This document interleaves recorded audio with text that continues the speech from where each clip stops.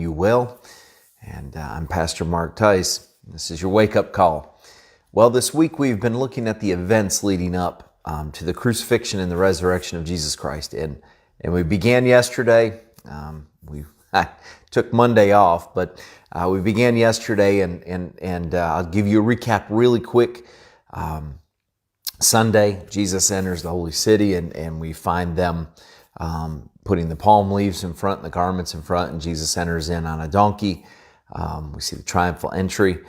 On Monday, Jesus cleansed the temple. If you'll remember, he went in and reminded everybody in a very stern voice that his Father's house shall be a house of prayer, and they have made it a den of thieves. And very important for us to remember today that we got to keep the temple clean. And I want to remind you that know ye not that your body is the temple of God, and you have a responsibility there, and as well your local assembly where you go to church. Let's keep that honoring to God. So Tuesday, he swung by. There was a lot that happened Tuesday, but there was the Olivet Discourse and the fig tree, and he spoke on faith and traveled a little. And so as we looked at those things very quickly, we come to Wednesday. Now Wednesday is very interesting because there's not really anything in the scriptures about what Jesus did on Wednesday.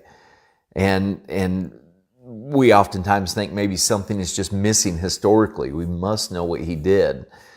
But we also can sit back and understand that God's word is complete. We must understand it as complete. It's the divine revelation of God given to us.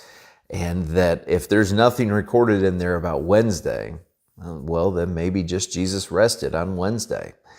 We find that the religious leaders were conspiring against him on Tuesday, and on Wednesday, Judas was making the decision. We call Wednesday Spy Wednesday often. Either had made the decision, was in the process of selling Jesus out, and so that they would come to get him and crucify him, and so falsely try him and crucify him. So we oftentimes look at Wednesday and we focus on Judas, or we focus on somebody else, but we don't really focus on Jesus, and I try to tell you this all the time, that all of our focus from the scriptures, all of our focus in every lesson we teach, every sermon we preach, everything we do, every devotion we give needs to be Jesus. We can see how the Bible applies to us, but the focus of everything is Jesus.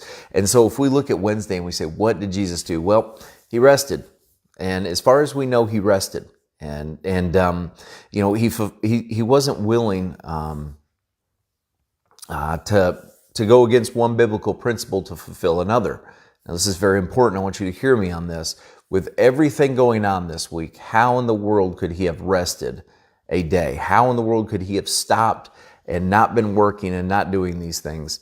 And he was still taking a Sabbath. He was still taking a time away. And this is important. He wasn't laying around watching the latest play. He wasn't consumed with a bunch of worldly entertainment, but rather, I'm sure there was time spent resting and in the presence of his Father, preparing for the days ahead, as they prepared for the Passover and the other things coming.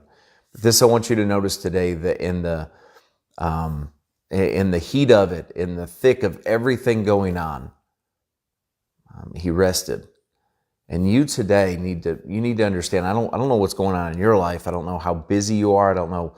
Maybe there's a great number of things socially, or in your job, or in your family that are coming down on you. Maybe spiritually.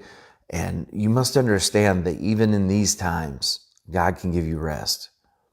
From Genesis all the way to Revelation, we find God's rest, and we find him speaking peace and contentment to us, so that even in these times, we must understand that even in these times, that we can enjoy God's rest.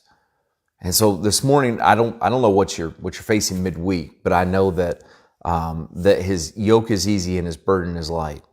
And whatever you're facing this week, I know I know that God can give you rest in the middle of it. I know that He can give you strength for the journey.